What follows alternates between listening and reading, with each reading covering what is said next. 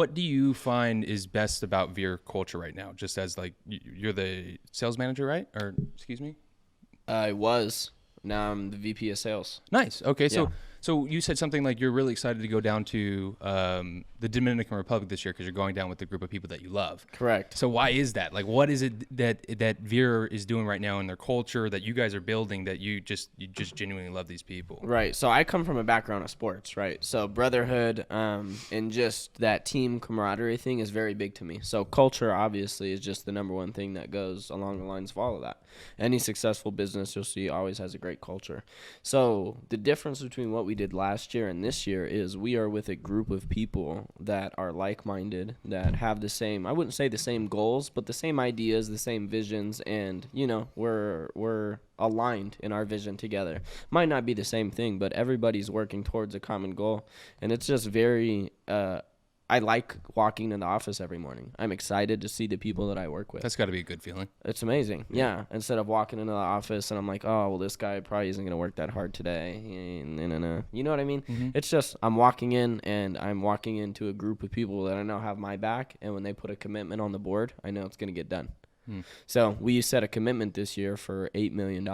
And, I mean, I wouldn't say we destroyed it, but with COVID and what we did, yeah, we blew it out of the water. Do you mind me asking what it is, where you guys are at with the? It's done. It's over. You hit the goal. Yeah. Oh, yeah. Wow. Yeah. Big time. That's good. That's really big. Yeah. So well, congrats on that. Shit. Okay. Yeah, everything moving forward is just icing on the cake. Hey, so. bada bing, bada boom. That's good. And that's cool because I have people I can trust that have my back, right? I got surgery. I was done for 2 weeks. November, I haven't worked since November. And you knew deals were still going to come in. I knew my team had my back. They went out and they crushed it. Probably put up 12 accounts while I was down. And how old are you? I just turned 20. So you just turned 20. Right. Wow. Okay. And so like when you're doing all this, what have you learned in your experience working with VIR for a sense of like leadership in a sense? Etiquette. Okay. Yeah, Explain. etiquette's a big one. I come from a little bit of a different background. That's not that I don't have manners or anything like that, but just how to carry myself and how to separate what I'm doing outside of work to coming to work, being a professional, and being a leader, first and foremost. For me, again, come from a sports background. When I played football, I lead by, not vocally, I lead by example, right? I make tackles, score touchdowns. Last year, VIR, I just sold a bunch of deals. I wasn't really a vocal part of anything. So coming in this year, having to be the focal point,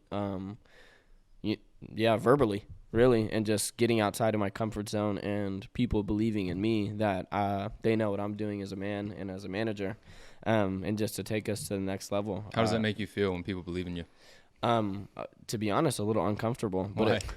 Because Pressure? Yeah, but pressure makes me perform better. Amen. So it's uncomfortable, but at the same time, uncomfortable is good. I don't know if you're God people, universe people, but whatever it is. I'm a God person. I will stand in that. But okay. Yeah, I'm a God person and a universe person. So I believe, like, it's just like skydiving, right? You're scared to go skydiving, but the second you do it, it's the best feeling ever. You accomplished that. You got over your fear. Mm-hmm. So when you are able to crest the threshold and, transition into something that you didn't think was possible or that people didn't think were possible for you, it's a really good feeling. Mm-hmm. Yeah, especially when you have success doing it.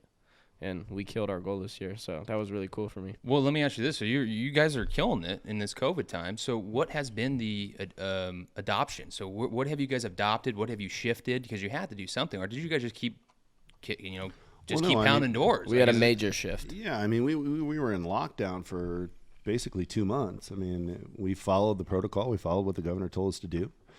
And everybody stayed home, and our business went dormant for 2 months.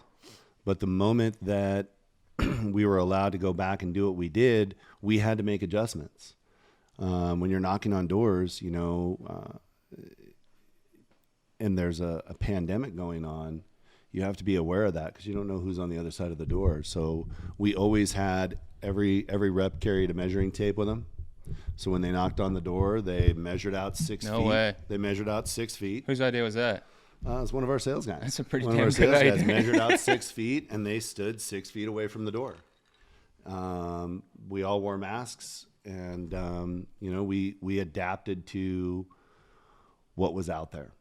Are you sorry to cut you but off? we didn't stop. You just kept That's the pushing. thing. Once the stay-at-home order was lifted, we went to work. Go time. And we didn't allow COVID to be an excuse. We just knew that in business, things happen. And if you don't pivot, you don't adjust, then you die. Mm-hmm. And so we pivoted and we adjusted and we pushed forward. Do you think that comes from a lot of that door knocking mentality? Because I feel like that is absolutely the door knocking mentality is like, go out there and lack of better words, but go fucking knock, like go hustle. One more door. Yeah, you gotta go. Yeah, what's the saying? Oh, what the fuck? Do whatever it takes. Oh, what the fuck? Do whatever it takes. Do whatever it takes, man. Amen to that. Amen to that. What are your goals? So you're 20 years old and you're the vice president of sales at this company, VIR. And how long have you been with VIR? Going on 2 years now, right? 2 years. And then you guys knew each other, right? So this has been a while. Thad was my football coach in youth football. Okay, so this is okay. So it's all a close circle here. Yeah, I've known Thad since I was probably 6, 7. 6, 7 years old now. Yeah, me and Sammy played football all the way until we went to high school. No way. Did you ever think he was going to work for you? Did you knew he was a salesperson at a young age? Can you even spot that at a young age? So it wasn't so much about being a salesperson. So I don't really look for salespeople. What do you look for? I look for grit, grind, attitude, leadership. So if you ask me if I knew that about Jackson when he was 6, 7 years old, 100% I did. No way. Absolutely. Why? Jackson was never vocal on the football field, even as a little kid. But he did whatever you asked him to do, and he did it as hard as he could. So hard. He never quit. He never gave up. He never slowed down. He was always the kid at the end of the game when it's the game's on the line. It's like, who are you giving the ball to? We're giving it to Jackson. Because we know that he's going to give 100%.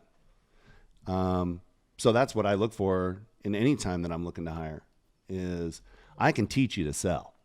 Okay, but I can't teach you to have heart. I can't teach you to grind. Amen. I think you're born with that. I think to an extent you're born with ambition. You're born with heart and something of that. I think you can teach everyone to sell. I truly believe. Absolutely, that. you can. I truly believe that. Yeah. You guys have an 18-person team right now, correct? Correct. Mm-hmm. And you have girls knocking for you, right? Absolutely. Yeah. One of our most of our top earners are women. That's insane. It's not insane. It's insane because most people hear that and they think, no way I'd ever knock. Well, you think about it, the door knocking industry is dominated by men. It's dominated by men because for some reason, I'm not putting stereotypes on anything, but women have a harder time with rejection. And these girls we got are killers. I believe that. Dude. We had some girls on our team up in San Jose, and they killed it. They outsold half of our team because they're just there's a different type. There's just they do really good. And then so you guys are going to the Dominican Republic for this so we have we do a celebration. So one of the things that's different about VIR versus a lot of the other companies out there is we take the entire month of December off. So we grind so hard, for 11 months out of the year that we need a break. So we take the slow month, which is December, and we stop working. And we spend time with family and we go on vacations and we do all the things that we do. I mean, in the month of December, I think I'm only in Vegas for a week, 2 weeks. I think 11 days. Yeah. 11 days. So I'm going to Cancun for a week. I'm going to go take my company to the Dominican Republic. Like, we're going to go have a good time. But it's a good opportunity to just reboot, refresh, be ready to go. And then come January, we're doing 3 times the numbers of everybody else because we took that time off. I think that's such a necessity to just reset your mind and just, to step back into it, especially in sales, man, because sales is energy. So if your energy's off, your sales are off. You can see it too. Like, you can see in November, you're like, oh God, come on guys, fourth quarter. Burnt out. Like, let's just finish. Listen, we could all take a nap in a minute. Yes, it's so but true. You see that going on throughout the office. But Dominican Republic, so every year we take our top earners and we take them on a retreat. And so last year we did Cabo. Went down to Cabo for a week. Company pays for everything: airfare, hotel, food, drinks, the whole deal. We have an awards banquet while we're down there. But this year we're going to the Dominican Republic. That's going to be cool. So I'm not sure how many people are taking. 20 some people. I think there's 20 some people coming. Just about, maybe a little more. Yeah, maybe a little more. But we've got it all set up. We're going to head down there. That's going to be cool. We're going to spend New Year's together as a team. That's going to be cool. Again. Again, yeah. Yeah. Oh, yeah. We did it last year. Cabo on the beach, sitting, feet in the sand. Oh, that's sick. Watching the Chilling. fireworks. That's Yeah, sick. feet in the water. Fireworks are blowing up all around you. It's just a very surreal moment. Can I say something too? I thought that we were going to go to Cabo and New Year's was going to be a dud. I didn't know how Mexico celebrated, how they got down.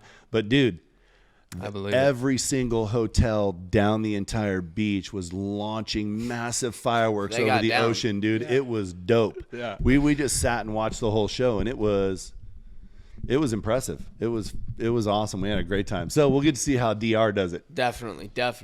I feel like it's going to be bigger and better, honestly. Yeah. I really do. Yeah. Well, it should be with your guys' goals. You guys have crushed it. You have all the reason to do so. And COVID, We're going down there deep. Yeah. Well, you guys are going down with 20 people. Yeah. I mean, what would you give? There's many businesses out there right now who are struggling. You know, what is some advice that you can give to them, because you've taken this time and you've just hunkered down and said, you know what, screw this. I'm not using COVID as an excuse. What can you say to them besides don't use COVID as an excuse? What's some like practical, strategical I think advice? you got to pivot. Okay. I think that society has changed so much in how people interact with each other that if your business depended on commingling with a lot of people, you got to pivot. I mean, I have a really good friend who's in the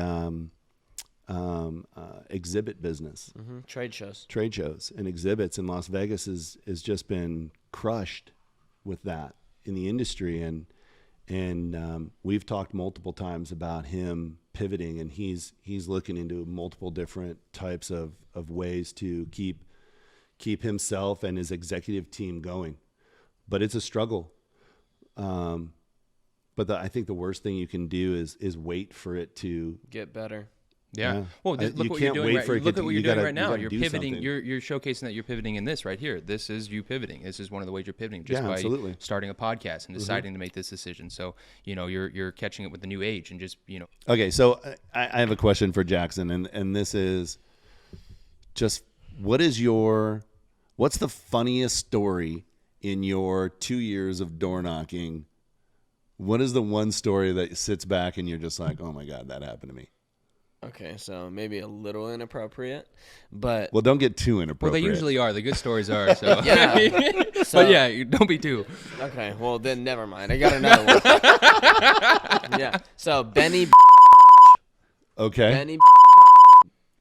Got to be one of my favorite clients ever, right? So older dude. We should probably edit out. We will name. bleep the name, so you just heard a beep. Okay. Can we use the first name? Benny. Beep. There we go. Yeah. So Benny, one of my favorite clients ever. Knocked on his door probably 17 times. Never hum. Dude's never hum. Went back, knocked on his door. He's home one day. Immediately, he's like, "Oh, well, come on in." Go inside his house, and this kid, this guy's like 65 years old, probably, give or take, 60, 65 years old, and he just tries to force feed me beers for about 45 minutes before I can even get into my pitch. Like, he's like, yep, come in, take a seat. Where are you from? Yada, yada, yada. We're shooting the shit. And did you even get to get your door knocking approach off on the door? No. I knocked on the door and I said, hi, I'm with the, blank, blank, blank program. And he goes, okay, cool, come inside. So I'm like, okay, yeah, easy. Slam dunks, good douche. So I walk in the guy's house and he's got just a fridge full of liquor, and he's just like, yeah, so I think we're gonna have a conversation, right? And I go, well, yeah, that's the idea, that's the plan. And the dude just force feeds me beers for probably 45 minutes, and then we finally get to solar, and he's like, oh, well, does it save me money? And I was like, well, yeah. And he goes, okay, so the only way I'm going to do it is if you taste my tilapia. I'm like, what are you talking about? I don't eat seafood. And he goes, but you're going to eat this one. So I go, okay. So I sit down there, and this dude fries up some tilapia, throws it in the batter, fries it up in the pan, and we eat it. And I ended up, slapping the account. And he calls me probably twice a week asking me what I'm doing. It's my favorite client ever. That's funny. Yeah. Awesome. I love knocking doors. It's the only, I don't know how to say this. I guess it's just really a different experience on the side of every other door. You never know. You never know what you're gonna get. You generally never know. And it is insane. No. And you said something earlier, that one last door mentality. And yeah, one more door. One more door. You never know. Like, you can knock 99 doors, and then that 100th door is the most coolest people ever, and they bought everything you said, and they give you 5 referrals. Yeah, and then That is one thing that's cool about door knocking is you just genuinely never know what you're gonna get. It's like gambling. That's why I like it. In a way, it is. You're gambling on the doors. You don't know what you're gonna get, and it's fun. Yeah. And it actually really is a lot of fun. What's your craziest door knocking story? God, I got a few of them. Yeah, I had to think about mine. I'm already thinking. Yeah, I went through I got rid of the inappropriate ones. Yeah. I got one. So I was knocking in Canton, Ohio. Okay, I don't know if anybody's ever been there. I'm gonna say no, but I'll act like I do know. Okay. Yeah. Go Buckeyes. Okay. Cold. OH. Yeah, IO.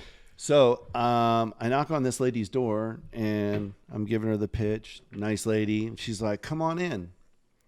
And so I walk in, and I look over, and all I can see is probably 35 cats on the couch, on the ground, everywhere. And I'm like, oh, okay. Here we go. And she's like, I go, why don't we grab a seat at the kitchen table? So in Ohio, they have these little tiny houses. I don't know if you guys, yeah.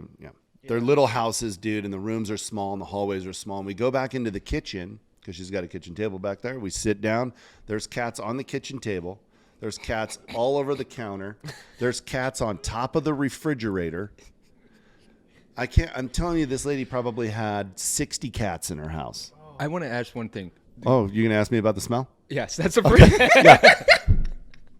Where were the litter boxes? Yeah. Dude, litter boxes scattered everywhere. Did right? you smell that when you knocked on the door? Were you like? I did not smell it when I knocked Oh. on the door, but as I got about 10 feet walking towards the kitchen, the ammonia smell, You're like, what am I doing? it Did murdered you- me. I got to the kitchen table and I sat down, and I was there for probably, I don't know, maybe 4 minutes. 4 minutes, and I started like I was going down, dude. Like I was gonna pass out. I started moving around, and I told her, I said, man, Can we sit outside? I said, I've got a little bit of a cat allergy, It's like, right?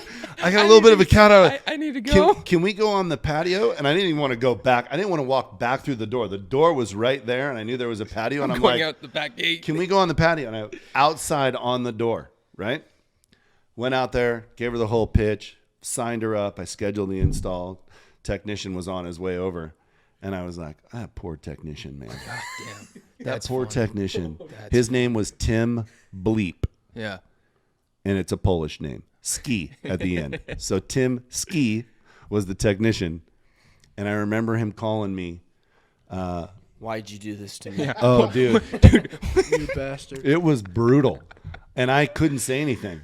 I was like, man, I'm so sorry. Had to get the account. And he called me every name in the book. Every name in the book. And I let him do it. Yeah. It was brutal, dude. That's always funny. Like the ammonia smell was so bad. I thought I was going down. It was making me physically sick. The 60 cats. I feel like in that moment when you first smelled that, did that like question come into your mind of how long are you gonna last? Because I've had that where I go into home, it smells terrible, and I'm like instantaneously you get hit with that, and you're like, shit, I'm gonna pass I out. might leave. Like, is it still worth it? Like, I don't know. Dude, oh. That didn't cross my mind because I'm closer. Oh, well, that I'm is true. closing Well, the deal. I- I'm figuring a way how to get Hey, this hey. deal and get out of the house. But seriously, it was bad. But I got a bunch of stories like that. I had a guy answer the door one time with no pants on. Oh yeah, I've had a couple of those. Yeah, no pants on. I've had a grandma. I thought he had his underwear on. You know what I mean? Because he had like a button up, like he was getting ready for work. Like Yeah. he had to put he had put his business shirt on, his button up, whatever those are called, right? Right. Business shirt. Yeah. And then he had pants on. And I was like, oh, okay, well, this guy, he's good. I went in, started pitching him, and I sat down at the kitchen table, and he sat back and just opened his legs up and was like, Sacks just hanging and out. he did. He had no pants. He had nothing on. And I was like, I go, hey, dude, you gonna put some pants on? And he goes, oh, God, sorry. Sorry. Went back and put his pants on. What's the craziest place you guys have ever pitched? Oh God. Like city? North No. Las Like, Vegas. well, how about city and then in space, like a dinner table, backyard, front yard, fucking, meet people at a restaurant down the street, away from. Oh. Uber probably- driver. You've done it. You did an Uber driver, right? In the Uber? In the Uber. No, I did a same day in the Uber with the hotspot on my phone. Signed him up. Yeah. On the drive. The driver. Yeah. That's The That's driver. impressive. In the car, Yeah. like on a 35-minute ride from North Las Vegas to my house right down here. Yeah, I took my team into Wendy's for lunch, and we were in Wendy's. Everybody was eating, and I said, "I got $500 if anybody can write a deal in this restaurant." They left their food at the table, and they're just approaching the staff didn't know what to do. They were like, "What's going on? Over They're here? like, "Just a minute," and they're just pitching everybody while they're eating their burgers. That's funny. Yep. That is funny. Did anyone score? Yeah, I think we got 2 deals that day. Oh yeah, Nice. 2 deals out of Wendy's. no brainer. Yeah. Shit. Great idea. That's funny. So let's move into the questions. How much? I know this is kind of it's different for everyone, but feel free to jump in, both of you guys. How much can you save going solar? And I know it's dependent on the home, but I mean, goes At least 10%. 10%. At least. That's the minimum. You Yeah, won't that's even the minimum. qualify if you can't save at least 10%. So, I mean, realistically, I've seen bills cut in half. On an average bill, I've butchered NV Energy by $50, $60 off of their average. Yeah. I mean, that's insane. You do the math on that for 25 years. You do the math on it for 3 years if they stay in the house for 3 years. Like, my biggest thing, too, savings-wise, like, when I can show somebody a savings like that, it's like, why are you renting your power when you can own it? And then I get into, do you have kids? Most of my clients have kids, right? I've been to college. I was lucky enough to get a scholarship, played football, so mine was paid for. But if it wasn't paid for, that was a $250,000 school to go to. It was a private school. So, I mean, there's a lot of other things you need to spend your money on than renting power from a monopoly power company who truly doesn't care about you. They don't. No, Yeah. they don't at all. Coolest thing that NV Energy's ever done. Most people don't know this. So once you go solar, you pay a connection fee to the grid, right? $12. They lobbied during coronavirus, during the lockdown, to get the connection fee raised to $35. I mean, they're just not a good company. And no one's talking about that. No. Yeah. No. I mean, Well, they don't want you to go solar. Well, duh. Energy question 6, or is it energy question 6? Right? Yeah, it's literally funded by Warren Buffett to not have solar get passed as a law. Like that, it makes no sense. We live in Vegas. It makes total sense in Vegas to go solar. We're in the middle of November. The sun's shining outside right now. Yeah. Right. Yeah. All right, so we'll go on to the tax incentives. So I've heard. So I know there's a tax incentive going on right now for going solar. Correct. What is that, or what does it entail, and how do I qualify for it? So right now, as long as your system is turned on by December 31st, you get a 26% tax credit. What happens after December 31st? January 1, it drops to 22%. So there's urgency to get in. Well, there's urgency because December 31st, 2021 Goes away. is the last day of the tax credit. We use the Hanawa Q-cell panels. Why? Well, German engineering, made in the United States. Yeah. Sherman's always really good at it. 330 watt, especially, and people don't really understand this wattage of panels, right? So wattage of panels it is important, but not as important as it is in Vegas, because I mean, they're all rated on a national average. Right. So I'm guaranteeing in Alaska, when I sell a deal, it's going to produce 330 watts. They get a quarter of the sun we do in Nevada. So obviously we're going to overproduce more. We can't calculate for that on paper just because it's impossible, but I mean, it's just the quality of stuff we use is top of the line. That's what I like about is that there's so many companies out there that look at price, and quality is important to us. We want to make sure that VIR has a reputation out there for a long time. So when we put product on your roof, it's got to be good product. Manufactured in the United States, that's important to me. It's important to me as a business owner. Should be. I don't want to support other countries. I want to support this country. Rightfully so. So the combination of having the German engineering and having it produced here was big for us in that decision to go with Hanawa. I think that the Republican Party's got to get on board with why solar is important. I know that politics is so interesting here in the United States because they're so dug in on their belief system. And Stuck. they're stuck, man. And each party is stuck. So, you know, the tax credit didn't get extended. The 30% tax credit was 30% in 2019. And when the budget came out, it went till midnight. And the tax credit, they were going to give a 5-year extension for the 30%. And at midnight, the Senate, which is controlled by Republicans in 2019, wouldn't sign it. So the Democrats pulled it out, and then the tier dropped. Wow. So we have an opportunity this December, but it's the same group of people, same Republicans in the Senate, same Republicans or Democrats in the House. So we think it's the same thing's going to happen. Why do you think that they're holding back on it? And this is opinion. Yeah, I mean, it is opinion. It is opinion. But I think the Democrat Party or the Republican Party is so dug in on anti-climate change that it's clouding them. But they're also fiscal conservatives. So when it comes to the budget, giving away the billions of dollars in tax credits that happen. Yeah, it doesn't make them too happy. It doesn't make them too happy, right? So they're constantly looking at the budget, and for them, it's strictly financial. It's not financial. about what's good for us as a country and as a world. they're also climate change deniers too. I mean, that's what they are. So Why do you guys think people deny climate change? They're uneducated. yeah, they're uneducated, and they don't see that it's actually out there and that it's actually happening. Now, for me personally, in my beliefs, do I believe that somehow the oceans are going to overwhelm? Florida is going to become a part of the ocean? I don't. But I believe that taking care of our planet needs to be a priority. Absolutely. I 100% agree with that. I got kids. I got grandkids. I want to create a legacy for them, and I want them to know that, great-grandpa Gravo, was a part of doing something good. Yes. So.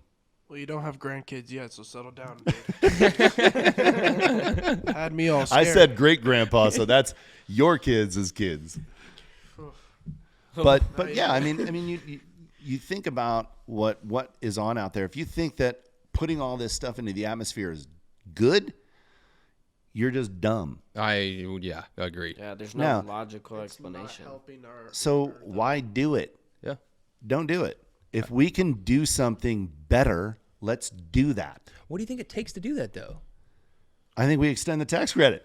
And well, what do you think takes to extend the tax credit? You know this answer. Yeah, a massive patriotic stance. Leadership. Yeah. It takes leadership. Not only does it take leadership, but also it takes the public. Yes. So if you remember when they pulled solar off the market here in Las Vegas, the politicians did, the public said no. There were protests in the streets saying, this gets to come back. We want this. We have sunshine 90% of the time. It makes sense. And so it forced the politicians to, because Warren Buffett got to him, he lobbied all of them, and they got rid of solar, and then they wanted to keep their jobs when they saw there was a public outrage for it.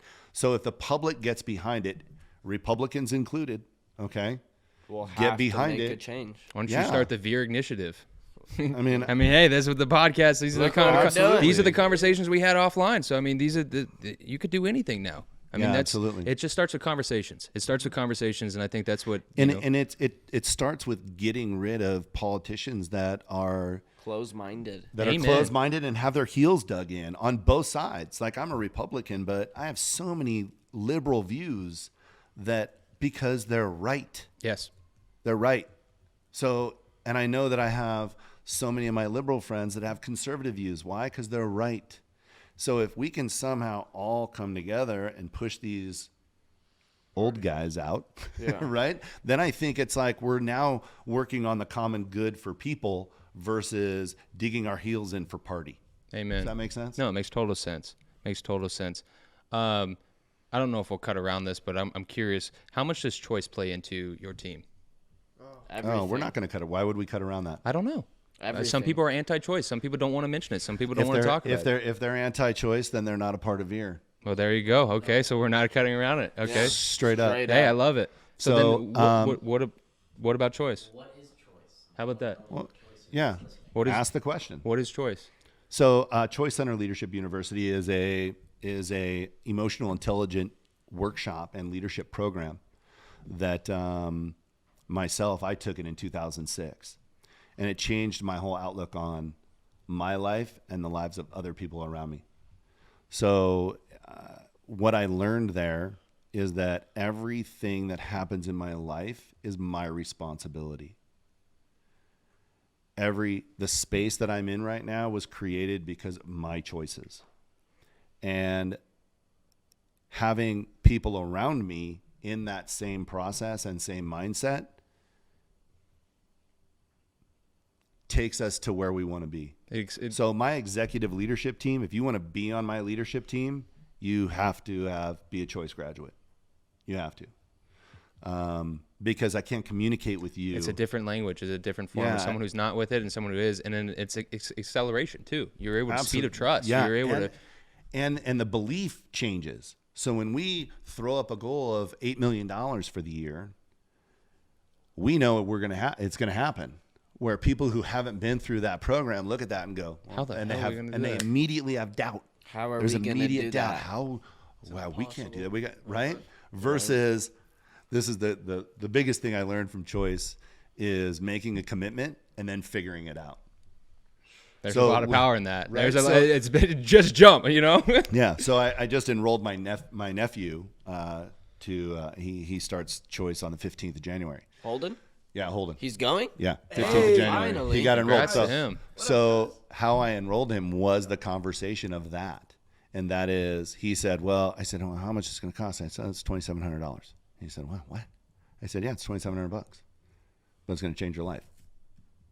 So you're not willing to spend $2,700 to change your life? And he goes, well, I got 1,000 right now. And I said, okay, enroll. He goes, what? I go, enroll, pay the $1,000, and then figure out the other 17. He goes, what do you mean? I said, dude, that's what you learn in Choice. You learn in Choice. Make the commitment and then figure everything out on how you're going to get there. So when we throw a number up, like next year, our number is 16 million. There we go. So in 2021, we're going to do $16 million in sales. I don't know how we're going to do it right now, but we're going to do it.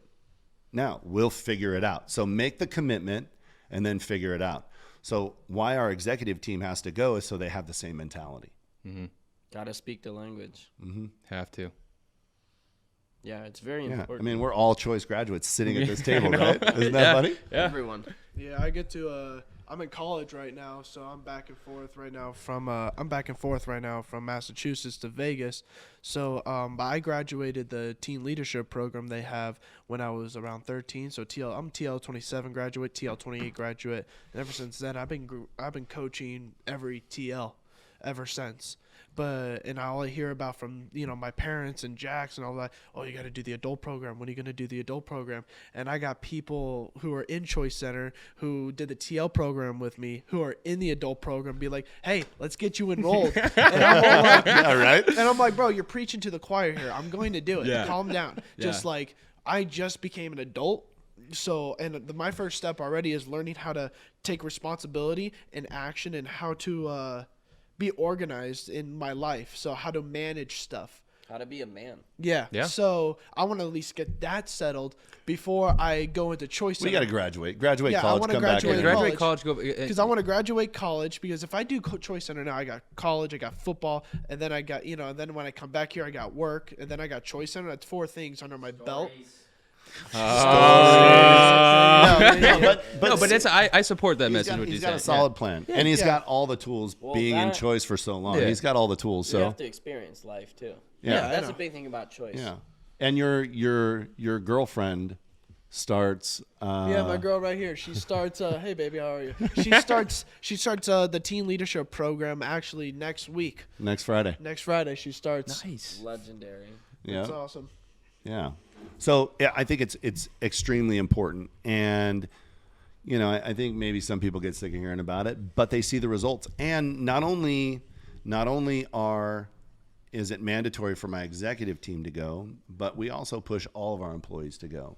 And if they go, great. If they don't, then they don't. At some point they will, but they hear the language no matter what. Every single one of our meetings is based around the training.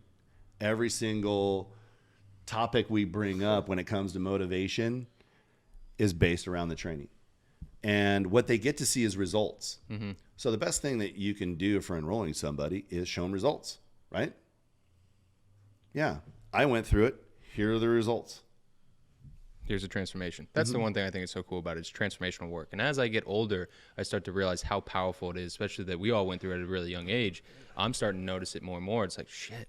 It's a true blessing. Like it is a blessing. It is a blessing, and it's allowed me to. I've ran a couple businesses and I failed a lot, and one of the biggest reasons why they failed was communication, and we were just on different pages in communication. Right, and you weren't aligned. You weren't aligned, and they don't understand how to take responsibility. I think taking extreme responsibility. I'm reading a book right now by Jocko. Ever heard of Jocko? Jack, what's Jocko's last name? Jocko Williams. He's a Navy SEAL. He teaches extreme leadership. It's his concept, it's his principle. It's all about taking ownership, you're responsible for your environment. You're responsible for what's around you. And that's tough work, right? It is. No, it is, because it's uncomfortable work. Because sometimes you're faced with that decision and say, shit. It's a lot easier to blame somebody else. It is, right? and say, this is your fault, not mine, so. It's a lot easier to blame somebody else. It's easy to be a victim, right? Amen. It really is. Yeah. It really is. But and I think that's what makes great leaders, is they step into that and say, I'm not going to be a victim. I'm going to step up. And I think that's one of the coolest things about, that program is they teach you how to take a stand. And I think that that's what this world needs more of, is people taking a stand, but a stand that is, to kind of touch back on that conversation we just had, which was the politics, but a stand where this is my belief, this is what I believe, and you should believe what you believe too, but we're going to agree to disagree. And we're going to find some alternative to move forward, common ground to move forward. Mm-hmm. And that's why I think it's so cool that you have decided to start this podcast, because essentially you can do whatever you want right now. If you want to start the VIR Solar Initiative, you totally could. You can start an entire campaign. You can make people realize how powerful solar is and why the world needs to embrace this, this mission of we got to go green. It doesn't make sense.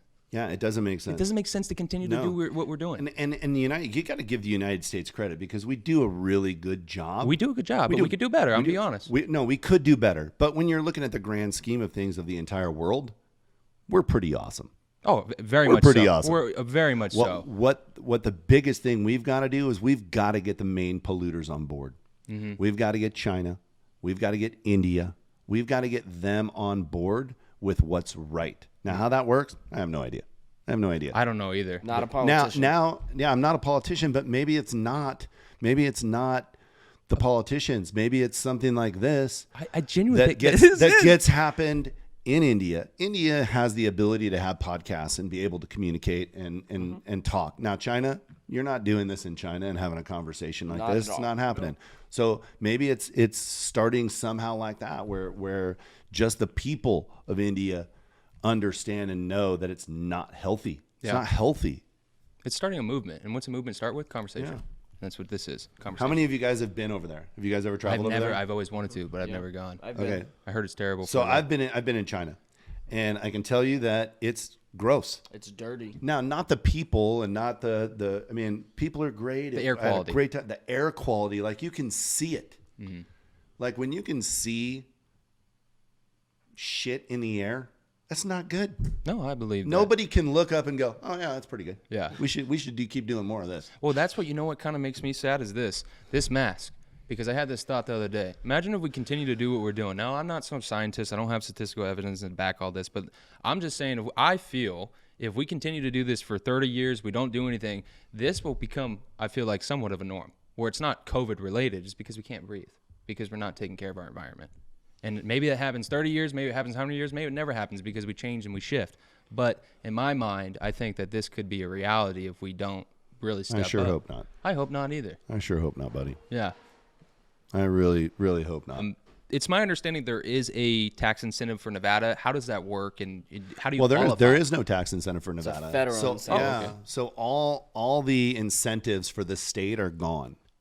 They've all been used up. It was about 2 years ago? This is what I think it finally ended 2008. Last summer. Last summer was the last NV Energy rebate that came in. Okay, when they were paying people to go green. Okay. Yeah. Which was a big step to get Warren Buffett to cut a check. It was. Oh yeah, it was. But he ended up just adding it to everybody's power bill anywhere. So if you look at your power bill, you're being charged for solar. This guy is such a hustler, man. So if you look at your NV Energy power bill, you're paying for everybody else's solar already. They're just putting it into there's charges in their renewable energy charge. What's the other one? It's called renewable energy charge, energy efficiency charge, which is the thermostats and light bulbs that we do. Green financing. Green power financing. And then now there's a new one. It's called universal green charge. It's a new one? Yeah, dude. So literally what he did was just figure out a way to get his money back. So everybody who's not going solar is basically paying for everybody who is going Or solar. who doesn't have the option. Think of how many apartment complexes, condos, Right. high rises we have here. You have no option to go green, and you're just getting butchered. Yeah. You're paying for something you can't even get. Yeah, I mean, and there's no alternative. If you can't qualify, you're paying for your neighbor's solar. And no one wants to pay for something they don't have. Amen. You show someone that, and they're like, "What the hell?" And most what is people that? don't even look at their bill, No, right? no, They show don't them see that. all those charges. You show They them. look at it in the summertime when it's $500 and they have no idea, and they should be Yes, solar. they do. And Yeah. you said a question there, or you said a Oh, word. I didn't get to tell you something too, because you had brought up the energy efficiency of the light bulbs and thermostats. Yeah. So one of the things that is separates VIR from everybody else out there is every single person who we put solar on their roof for, we give them a free energy package for their house. So we have a technician who comes in and he swaps out all the light bulbs in the entire house from regular light bulbs to LEDs. And we also put in the Nest thermostat, the Gen 3 thermostat. Are you familiar with that? No, but please. Okay, so share. the Nest thermostat has geofencing on it, which I didn't know anything about this technology, right? So all of our customers get them. If they have 2 thermostats, 3 thermostats, however many they got, we replace them. So your thermostat is tied to your phone. Not just being able to control it from your phone, but it's tied to the location of your phone and every family member. So thermostats are set, and the old programmable ones, you could program them throughout the week. Okay, from 9 to 5, it's at this temperature, and then from 5 o'clock till 9 in the morning, it's at this temperature. Well, with the Nest, it's tied to the location of your phone. So throughout the day, you leave your house 5, 6, 7 times, and during the summer, you go to the grocery store for an hour and a half. Your AC is running and it's using power in your house. It doesn't need to. So as soon as your phone leaves that geofence, that fake perimeter, whatever you want it to be, 500 feet, 1,000 feet, whatever it is, it automatically adjusts your thermostat for you. Wow. So it knows when you're home, when you're not home, and what those predetermined temperatures are. That's where it puts it at. Wow. So what we've noticed is that going with those thermostats, we can cut out about 10% on their utility bill on average. And then if we change all the light bulbs out, we can get another 5%. So not only are they going to produce the solar, the power that we produced, but they're also going to be able to take more advantage of that power because we've made their home more energy efficient. And we do that for free with every customer. That is super cool. That is super cool. To piggyback that, kind of going down a rabbit hole, but do you guys do add-ons or no add-ons? How do you mean? So if someone's already solar, let's say they're solar with Sunrun or Legacy Power, somewhere, some other company. Will you guys add on to what they have, or It's illegal. It's illegal? Yeah. We can add on to our own clients. We can add on to our own clients. I think in California you're allowed to do that. In Nevada, they're pretty picky about how we can do it. How you can do it, okay. Because they're monitoring processes that are in. So like we monitor our customer solar.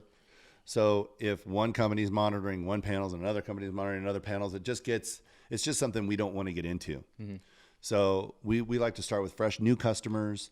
And then if that customer needs to do an add-on, we can do an add-on later on after 12 months when they've got some Once usage. they get some data, you can go back and you can data, switch it up. Okay. Yeah, we can add some on for them. Okay, I like that. One of the things about our engineering department, so Amy handles all of our designs, and she's been almost spot on the last 12 months. No way. Yeah. She's been really good as far as knowing exactly how many panels this customer needs based on their history. Mm-hmm. And we haven't had any issues, have we? I've had 2 ever in 2 years. Yeah. Like pretty good. And yeah, she's pretty good. That's pretty good. She's pretty good at what she does.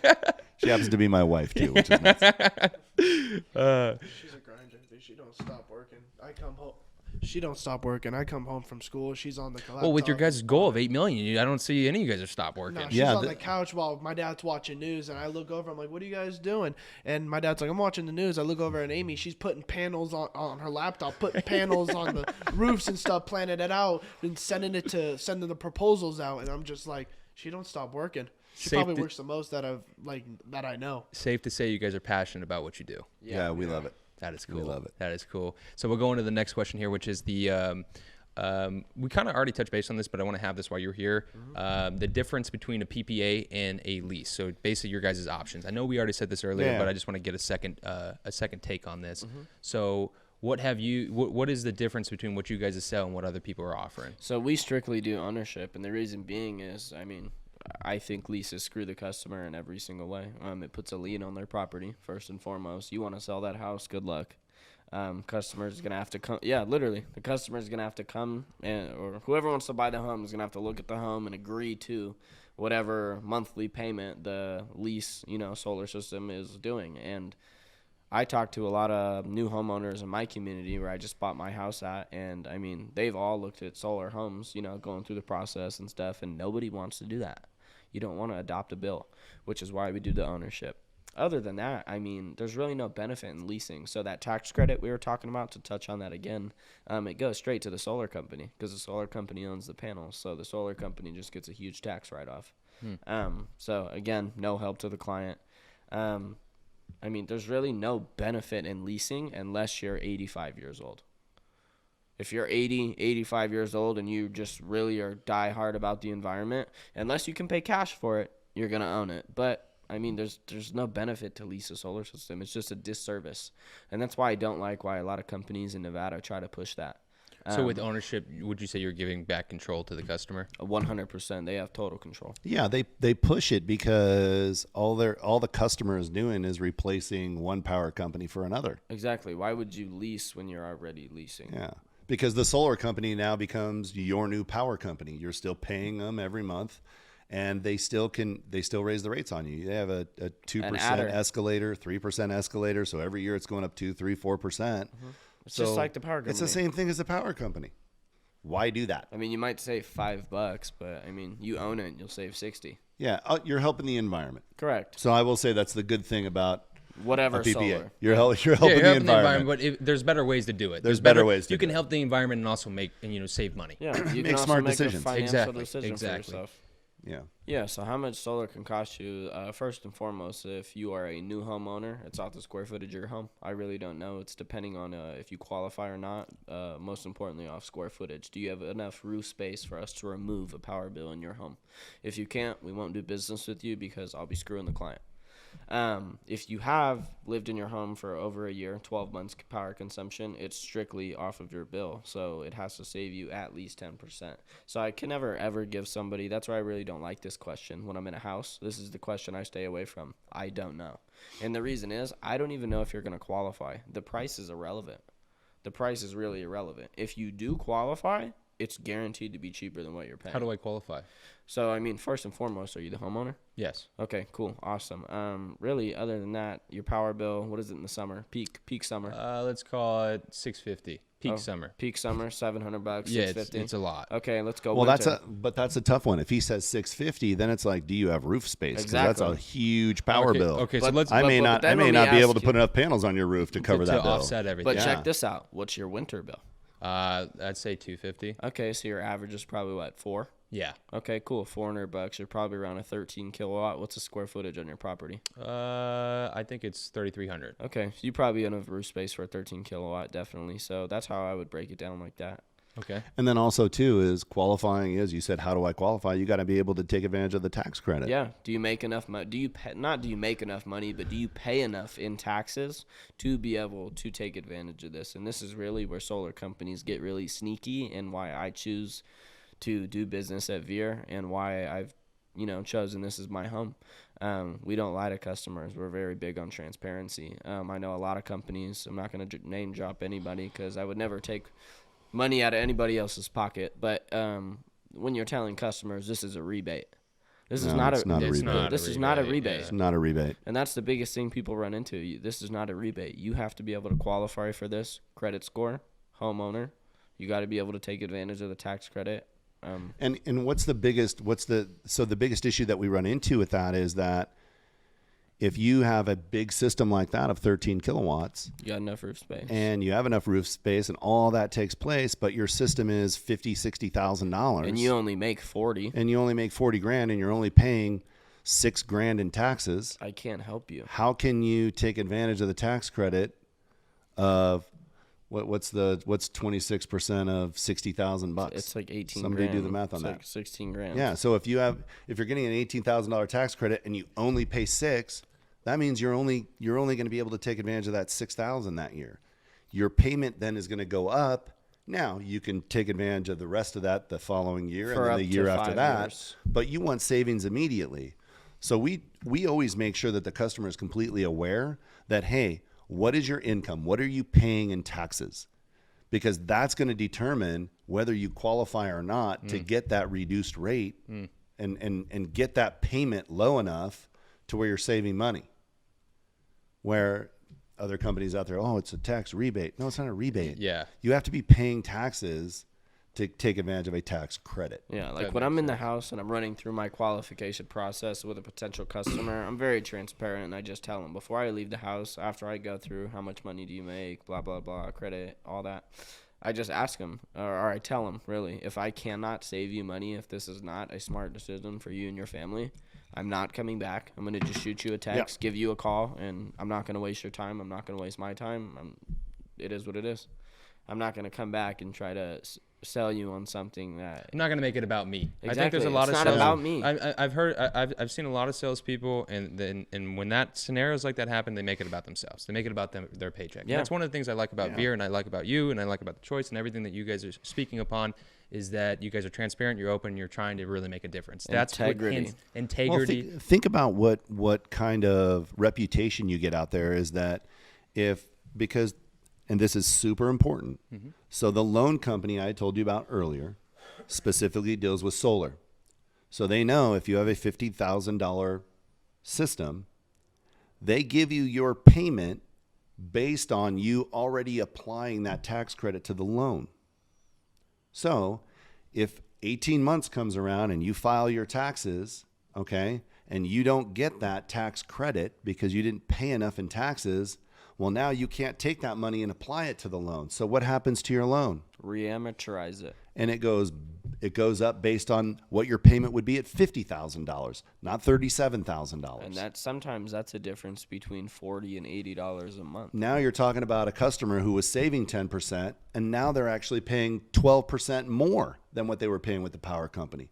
So we just don't do that. You guys ensure that that's your whole thing. Yeah, and it's like, listen, I'm not going to sign you up if I don't know that you pay enough in taxes to take advantage of the tax credit so that 18 months from now your payment doesn't go up. So it's just something that we do that's different. So then to touch base on just the qualifying question, so basically you gotta pay your taxes, and you got to be making, paying enough in taxes. You got to pay enough in taxes. You got to pay enough in taxes. You got to have a 650 credit score, correct? Yes. Correct. Okay. And then what about roof? What about anything about the roof? How does that work? You got to have enough roof space. Roof space. What about the quality of your roof? Quality of your roof's got to be there as well, And which if it's we'll not, inspect it. we re-roof it.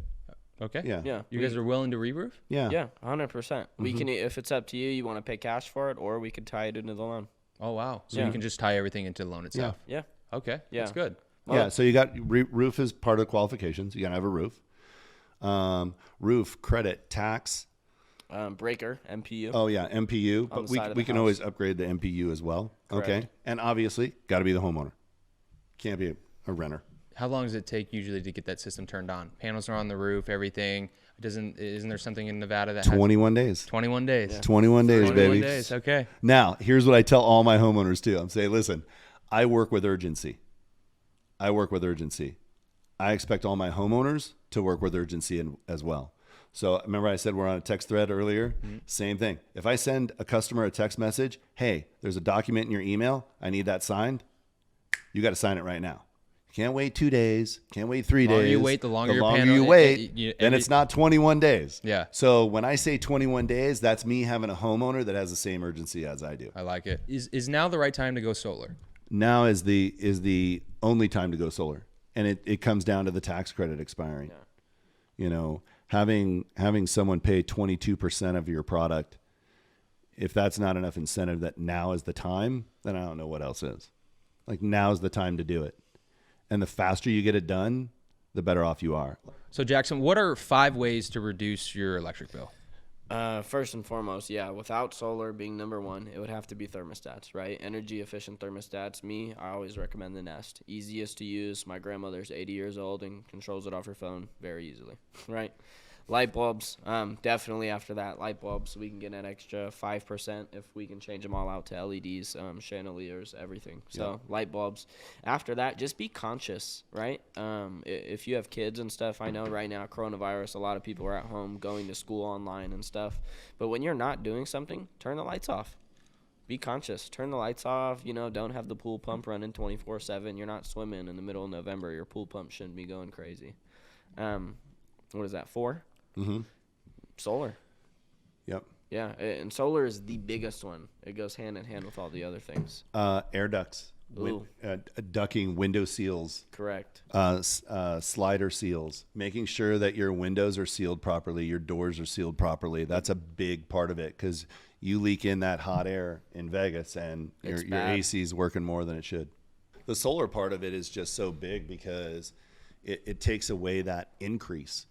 So NV Energy is constantly increasing their rates, 3 to 6% every year, where, what's your bill going to be 5 years from now? It's not going to be what it is today. You can count on it. You already know what it is. It's locked in. It's giving back control. That's the biggest thing I've heard you say out of all this. So thanks for tuning in to the first ever VIR podcast. We appreciate you guys. Happy holidays, and look forward to seeing you in episode 2 in the Dominican Republic. We'll see you then. Bye-bye.